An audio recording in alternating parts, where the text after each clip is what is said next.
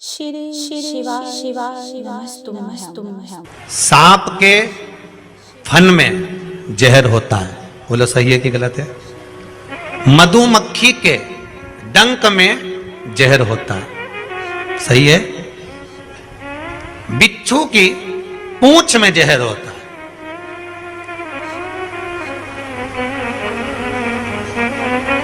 पर मनुष्य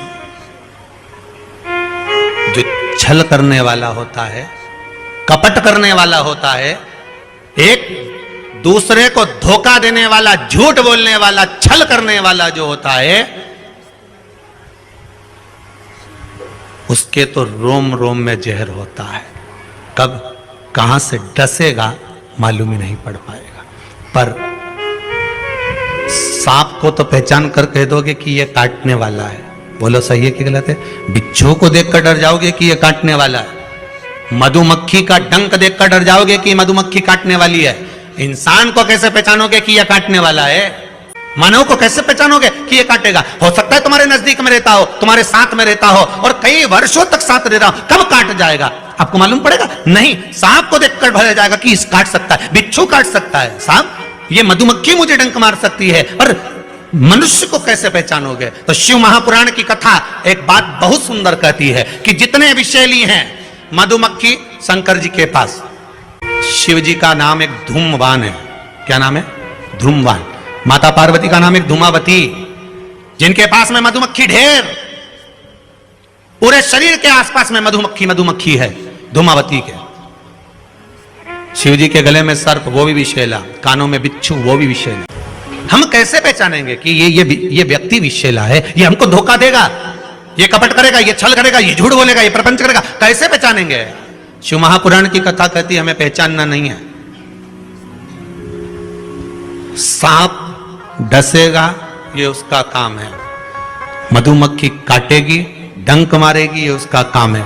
बिच्छू डंक मारेगा, ये उसका काम है। और मनुष्य हमको छलेगा, झूठ बोलेगा, कपट करेगा, हमारे साथ धोखा करेगा, ये उसका काम है। पर एक बात याद रखना, सांप का जहर उतारने वाले का नंबर अपने पास रख लो। काटेगा तुरंत उसके पास पहुंच जाना, फोन लगा के मैं आ रहा हूं, काट खाया। बिच्छू काटे, बिच्छू वाले का नंबर अपने पास रख लो, जैसे ही काटे तुरंत उसके पास पहुंच जाओ। मधुमक्खी काटे तुरंत उसके पास पहुंच जाओ। उसी तरह मनुष्य जब काटे तो श्री शिवाय नमस्तुभ्यं मंत्र याद रखना, बस जहर उतर जाए। शिव है, औघड़ी है, दयालु है, दातार है, कृपा का सागर है महाराज। ऐसा कोई कार्य नहीं जो बाबा नहीं करता है। एक बात अपने ध्यान में रखिएगा, जिस समय पर आपको लगे कि कोई समस्या बहुत बड़ी आके खड़ी हो गई है, और बहुत बड़ी समस्या, और आपकी दृष्टि में लग रहा है कि आपको ये समस्या बहुत बड़ी है, आपकी दृष्टि में आपको ऐसा महसूस हो रहा है कि ये समस्या बहुत बड़ी है और इसका कोई हल नहीं निकल रहा, सब जगह से होकर आ गए, हर जगह जाकर निवेदन कर लिया, विनती कर ली, और वो समस्या आपको लगता है कि बहुत बड़ी है, तो शिव महापुराण की कथा कहती है, महाराज बेलपत्री के पेड़ के नीचे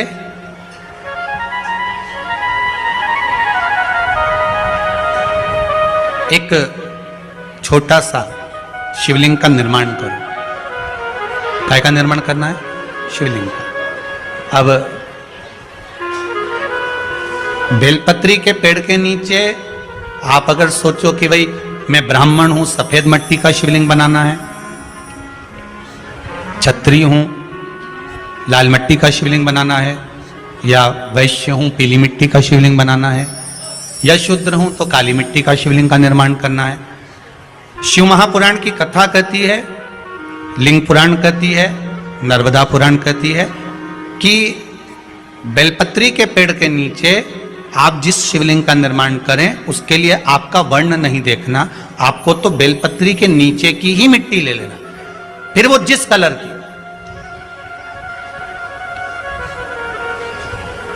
हाँ, अगर आप घर में शिवलिंग का निर्माण कर रहे हो तो आपको वर्ण देखकर मिट्टी लेना है कि हम ब्राह्मण है तो सफेद मिट्टी का शिवलिंग बना ले, वैश्य है पीली मिट्टी का बना ले, क्षत्रिय है लाल मिट्टी का बना ले, शूद्र है तो काली मिट्टी का बना ले।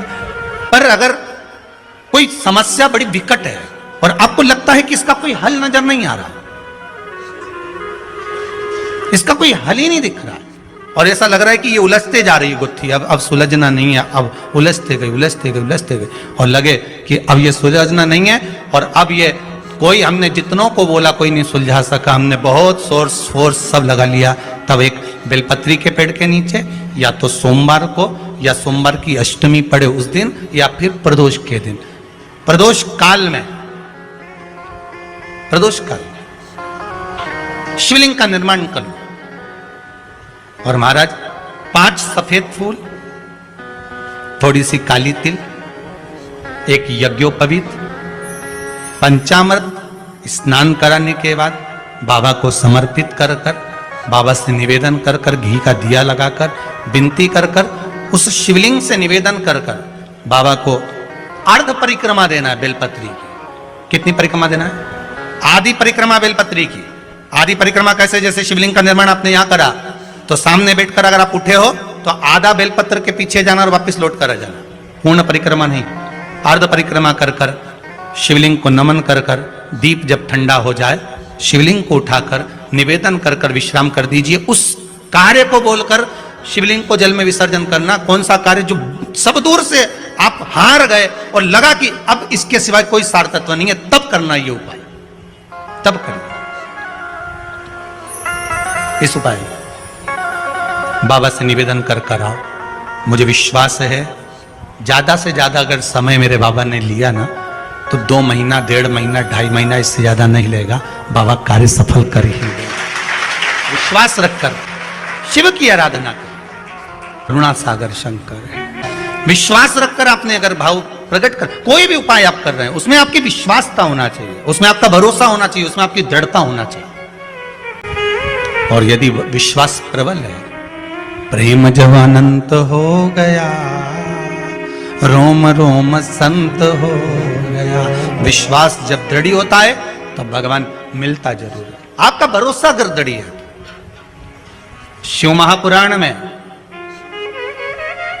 वृंदा का चरित्र आता है।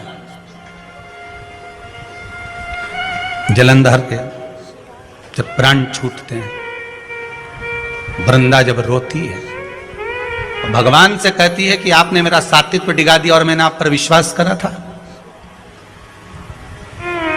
भगवान विष्णु ने कहा था कि वृंदा के पति को मारना है, तो शंकर भगवान कहते हैं शिव महापुराण में, मैं वृंदा के पति को नहीं मार सकता क्योंकि वो सात्वित्ववान है, उसकी सात्वित्वता की प्रखरता है।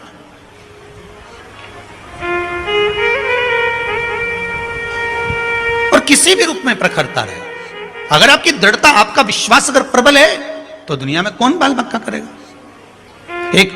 एक माता जी की आदत थी, वो सुबह से उठती थी और जम जम के दरवाजा खोल के चिल्लाना चालू कर देती थी,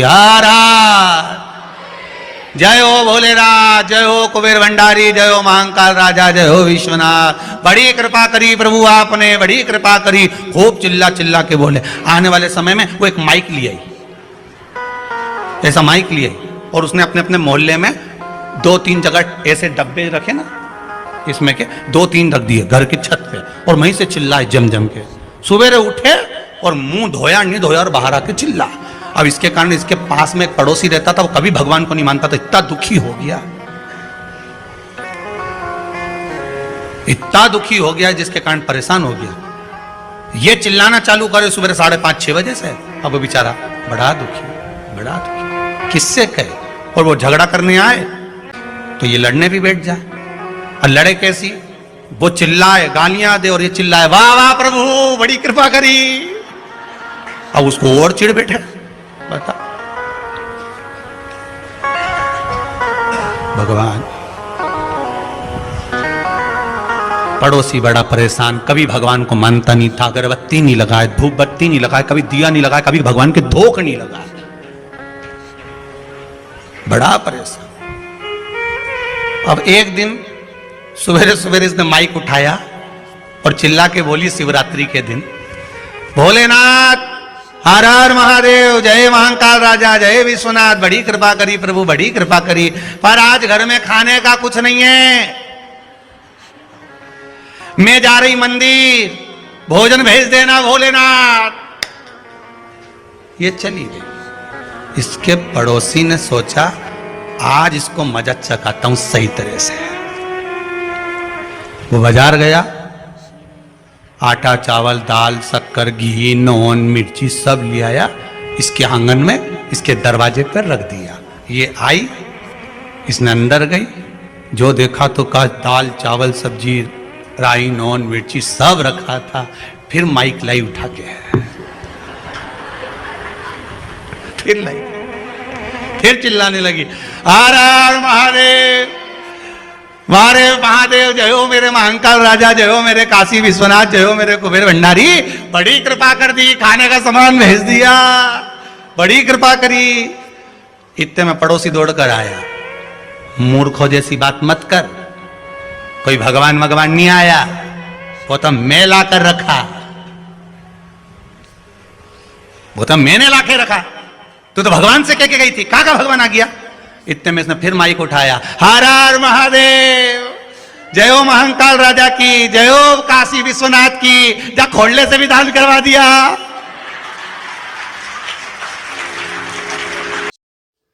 श्री शिवाय नमस्तुभ्यं।